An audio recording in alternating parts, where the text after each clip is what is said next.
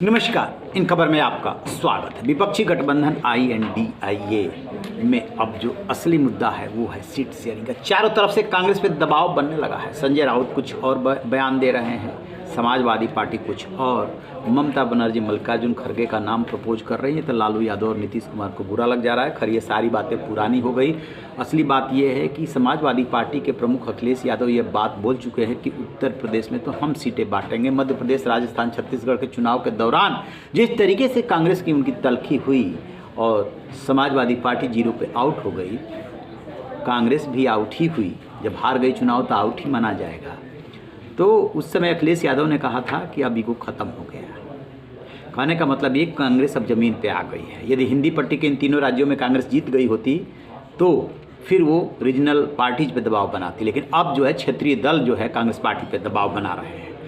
Sources के हवाले से खबर है कि समाजवादी पार्टी ने सभी उत्तर प्रदेश की 80 सीटों का खाका खींच लिया है और ये भी अपने हिसाब से तय कर लिया है कि किसको किसको कितनी सीटें देनी है और अपने खुद किन किन सीटों पे लड़ना है।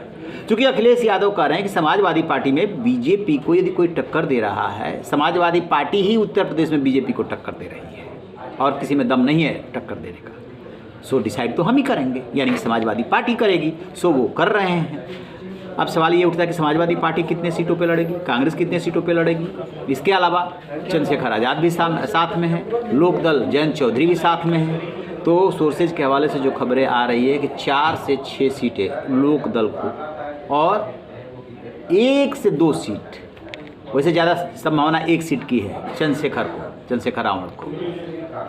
फिर ऐसे में सवाल उठता है कि फिर कांग्रेस, तो कांग्रेस की सीटें बहुत ज़्यादा कम हो जाएगी। वो 10 से 15 के बीच में आ सकती है। समाजवादी पार्टी चाहेगी कम से कम वो 60 सीटों पे चुनाव लड़े, 20 सीटों में इनको निपटा दें। यदि ऐसे में 12 देते हैं कांग्रेस को, 13 देते हैं, तो फिर 7 सीटों में इन दोनों को निपटाने की कोशिश करेंगे। ये तैयारी चल रही है समाजवादी पार्टी की। क्या समाजवादी पार्टी इस तरीके से जो खाका खींच रही है, कांग्रेस उसे मान लेगी? और यही दिक्कत कांग्रेस को बिहार में भी आएगी, क्योंकि JDU RJD अब दोनों साथ आ चुके हैं। JDU पिछले चुनाव में, यानी कि 2019 के चुनाव में बीजेपी के साथ थी।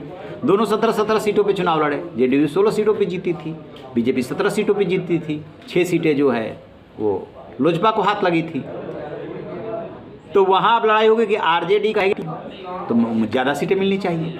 हो सकता है कि समझौता इस बात पे हो कि चलो JDU और RJD बराबर बराबर लड़ लेते हैं। अभी तो क्या होगा ये तो बाद में पता चलेगा कि साथ में लड़ेंगे कि नहीं लड़ेंगे, आगे क्या होगा। लेकिन आज की स्थिति की बात कर रहे हैं कि मान लीजिए तय कर लिए कि बराबर बराबर पर लड़ते हैं। फिर उस सूरत में कांग्रेस को बिहार में कितनी सीटें मिलेगी? 6-7। और उसी में लेफ्ट भी कह रहा है कि हम भी जो है, हमें भी 9 सीटें चाहिए। तो बिहार में भी वही दिक्कत है और उत्तर प्रदेश में भी कांग्रेस को बहुत बड़ी दिक्कत आएगी, क्योंकि समाजवादी पार्टी उसे 10 से 15 में समेटने की कोशिश करेगी। 12-13 तक बात बन सकती है। अब ये देखना है कि कांग्रेस कैसे रिएक्ट करती है। ये तो अभी सोर्सेज के हवाले से बात है और जो बात आ रही है उसके मुताबिक ये आ रही है कि जनवरी के फर्स्ट वीक में सीट शेयरिंग पे फाइनल हो जाना है ताकि चुनाव मैदान में जा सके। अदरवाइज वक्त एकदम नहीं बचा है। मार्च में फर्स्ट वीक तक जो है चुनाव का ऐलान हो जाएगा और उसके बाद जो है चुनाव होगा। तो उस हिसाब से आप देखेंगे कि लोकसभा चुनाव की तैयारी के लिए वक्त बहुत कम बचा है। बीजेपी एक चुनाव जीतती है या हारती है, दूसरे चुनाव की तैयारी करने लगती है। सो वो कर रही है जिस तरीके से राम मंदिर के उद्घाटन कार्यक्रम को पूरे देश का कार्यक्रम बनाने की कोशिश हो रही है, उससे पूरा माहौल राममय हो रहा है और कहीं ना कहीं बीजेपी फ्रंट फुट पे है। और आज के डेट में विपक्ष जो है वो अभी तैयारियां ही कर रहा है और मनोबल भी उसका डाउन है। किसी नतीजे तक के लोग पहुंच नहीं पा रहे हैं। यदि नतीजे तक पहुंचते तो PM फेस भी देते और सीट भी जल्दी से जल्दी डिक्लेयर करते। नीतीश कुमार जो ये इधर पावर सेंटर बने हैं, CM भी के साथ साथ जो अध्यक्ष बन गए हैं, उसके बहुत कुछ मायने हैं। नीतीश कुमार को अब फैसला अकेले लेना है, इस बात का ध्यान रखें, क्योंकि उनकी पार्टी तो वैसी ही है कि जो वो कहेंगे वो करेंगे। ललन से बीच में रोड़ा थे, RJD से उनकी नज़दीकी बन रही थी, सो ललन सिंह को हटा दिया। अब पूरा पावर सेंटर खुद बन गए हैं।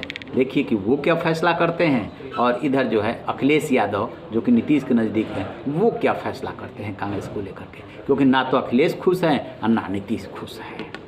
जैसे ही अपडेट मिलेगा आपसे साझा करेंगे, रहिए ना बेखबर, देखते रहिए इन खबर। Thank you.